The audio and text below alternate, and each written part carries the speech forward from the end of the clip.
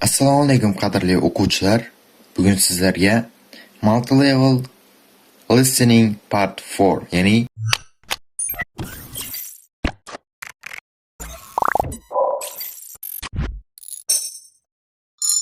map ishlashni oson tushuntirib bermoqchiman. Qanday qilib mapda oson ishlash kerak va qanday usullar o'rganish kerak, shu haqida bemalol bir tushuncha berib o'tib ketmoqchiman. Va mana bu kitobdan, multi-level master listening kitobidan, mana shu kitobdan foydalangan holda bugun sizlar bilan ko'rib chiqamiz.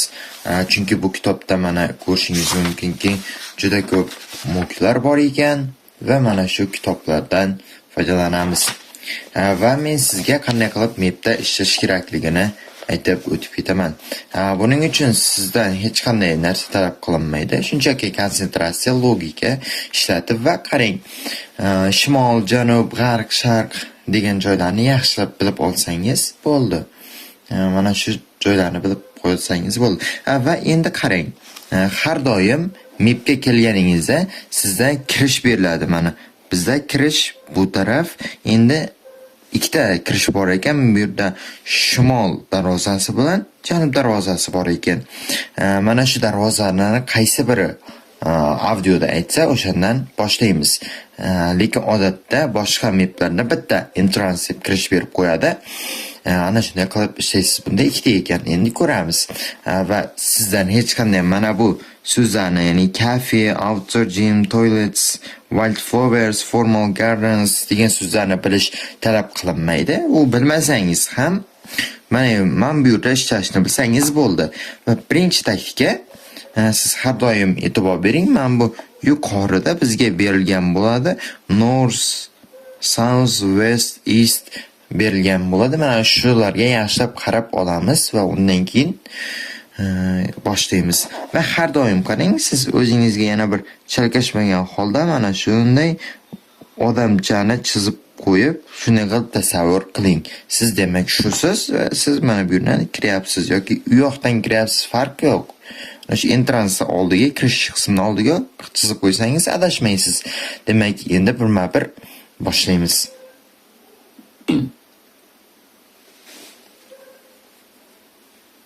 As chair of the Town Council Subcommittee on Park Facilities, I'd like to bring you up to date on some of the changes that have been made recently to the Croft Valley Park.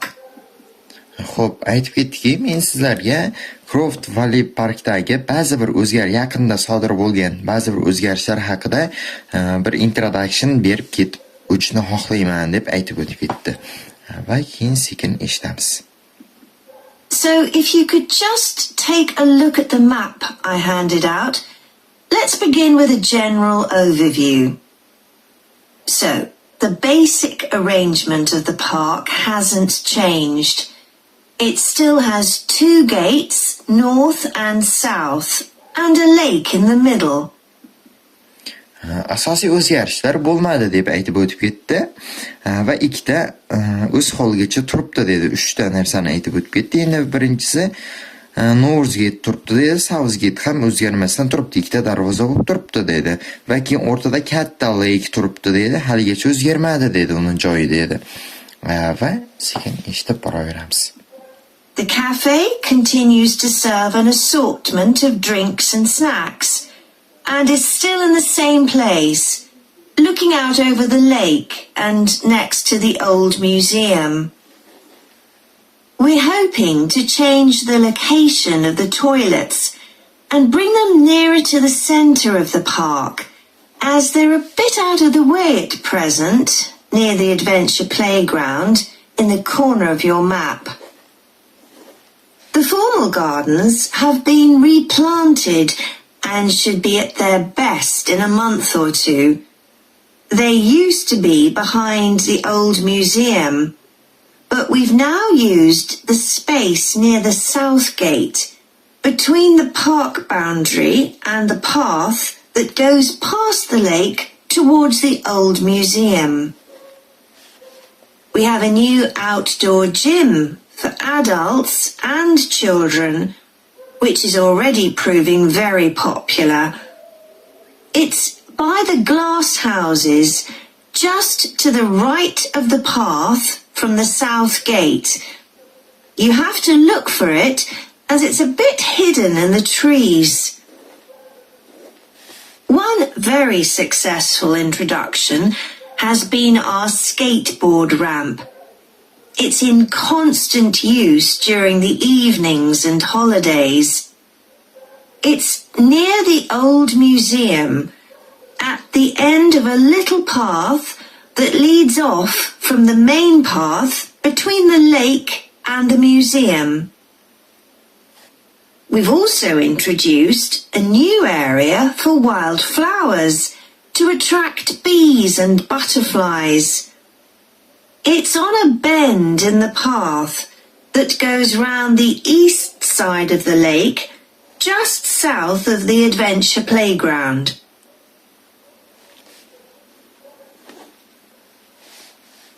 Now listen again.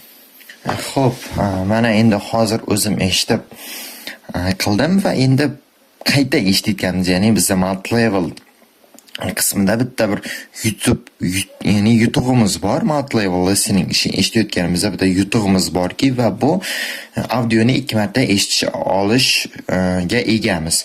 Va endi hozirgi qayta eshitayotganimda men sizlarga qaysi bo'lganini tushuntirib beraman do'stlar.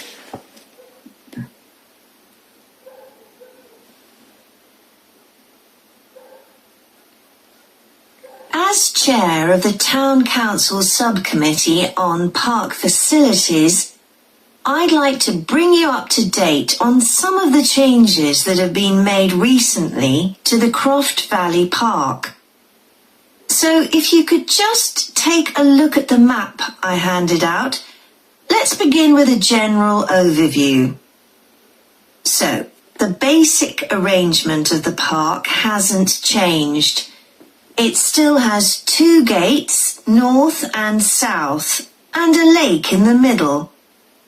The cafe continues to serve an assortment of drinks and snacks, and is still in the same place, looking out over the lake and next to the old museum.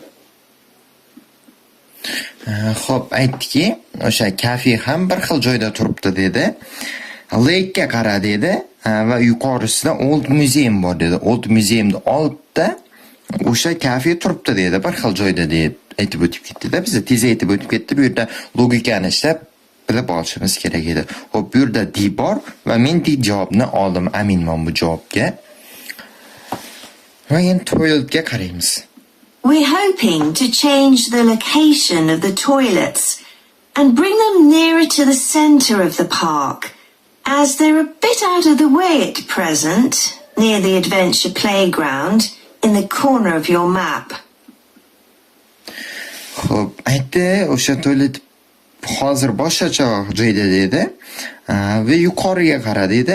Adventure playground the cornerda dedi. Ya'ni sening turgan joying o'sha cornerda dedi va bu yerda bizda C javob bor, burchak. Chunki ko'pchilik so'raganlar bo'lishi mumkin, men bini ola olmaymiz. Bu B cornerda emas. Cornerda bo'lishi uchun mana bu joylarda bo'lishi kerak. C cornerda. Meni burchak qismida turibdi dedi. Shuning uchun bu javobimizga toiletga C ni olamiz. The formal gardens have been replanted and should be at their best in a month or two. They used to be behind the old museum, but we've now used the space near the south gate, between the park boundary and the path that goes past the lake towards the old museum. Xo'p, aytib o'tib ketdi. Ya'ni aytdiki, formal gardens yaqinda yashnatildi dedi va u odatda Old Museumning yonida, ya'ni dini oldida bo'lish kerak edi dedi. Lekin hozirda o'zgardi dedi va shuni aytdim, lake'da tagida boundary'da deb aytib o'tib ketdi. Lake'ga yaqin boundary'da deb aytib o'tib ketgani uchun biz bu yerda G bor, G ni ola olamiz bitta. Keyingisini eshitamiz yana.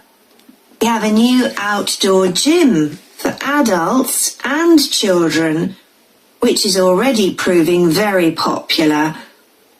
It's by the glass houses, just to the right of the path from the south gate. You have to look for it, as it's a bit hidden in the trees. Xo'p, Glass Houses'da oldida dedi va mana shu janub darvozadan kelganingda o'ng qo'lda dedi mana from South Gate right hand side deb o'tib ketdi va janub darvozadan kelganingda o'ng tarafda dedi mana bizda o'ng qo'l bo'lgani uchun mana buni olamiz va undan keyin yana bitta metga qilib aytib o'tib ketdiki u treeslar bilan qoplangan deb aytib o'tganligi uchun biz hni oladigan bo'ldik. One very successful introduction has been our skateboard ramp. It's in constant use during the evenings and holidays. It's near the old museum, at the end of a little path that leads off from the main path between the lake and the museum. We've also introduced a new area for wildflowers to attract bees. Xo'p, men bu yerda e'tibor berib o'tishingiz kerak edi. E'tiborga oladigan joyimiz. Men buni boshqani aytib o'tib ketdim. Mana little pass deb aytib o'tdim. Men boshqa narsani aytib o'tib ketdim. Bundan oldingi gapdan aytib o'tib ketdi. Va ko'pchilik o'quvchilar bu yerda xato qilishadi. Wildflowers deb mana shuni aytib o'tib ketdi. Ovarishadi yo'q. Bu yerda boshqa narsani aytib o'tib ketdi. Va endi men bu yerda endi kelib aytyaptiki bu ularni asarlarni o'ziga jalb qiladigan wildflowers bor deb aytib o'tib ketdi. Va endi bu qayerdaligini ko'ramiz. And butterflies. It's on a bend in the path that goes round the east side of the lake, just south of the adventure playground. Exercise. Xo'p, aytib o'tib ketdi. U bendda dedi. Bend degani biron bir yo'lni bunday qayralgan joyi hisoblanadi bizda. Va endi qarang. Shuni aytib ketdi. Adventure playgroundda southda dedi. Ya'ni bu ega to'g'ri keladi. Mana south pastda bo'lganligi uchun ega to'g'ri keladi. Umid qilaman bugungi darsimiz sizlarga manfaatli bo'ldi deb umid qilaman va hech qachon unutmang, siz north, west, east, south joylarini bilsangiz hech qachon mapda qiynalmaysiz. Buning asosiy kaliti mana shu. Xo'p, keyingi darslarimizda ko'rishguncha, agar bugungi darsimiz sizga yoqqan bo'lsa, yanada ko'proq o'quvchiga yetib borish uchun like bosing, kanalga obuna bo'ling va bizdan uzoqlashmang. Sizlar bilan bo'ldi Behruz Shirinboyev.